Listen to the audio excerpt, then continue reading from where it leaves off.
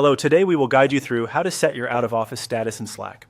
If you're stepping away from work, setting an out-of-office status in Slack is a simple way to let your teammates know you may not respond right away. It helps set expectations and makes your availability clear at a glance. To begin, open Slack and make sure you're on the main workspace screen. You can start from any channel or conversation, as long as Slack is fully open and you're signed in. In this example, the process begins from a channel view, but the steps will work the same from elsewhere in the app. Next, look to the bottom left corner of the Slack window and click on your profile account. This opens the menu where you can manage your presence, update your status, and access account-related options.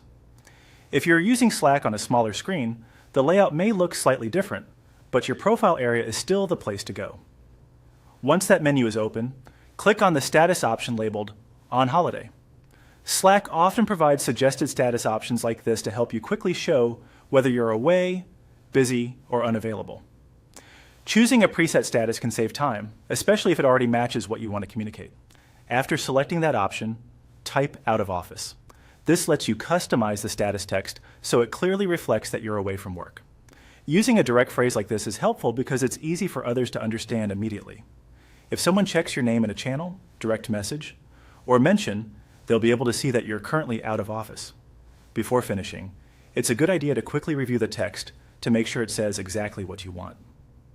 Clear status messages are especially useful when you'll be gone for part of the day, on leave, or simply unavailable for a period of time. And that's all it takes to set your out-of-office status in Slack. It's a fast update, but it can make a big difference in team communication by letting others know you may not be available right away. If needed, you can always return to the same profile menu later to change your status again or remove it once you're back.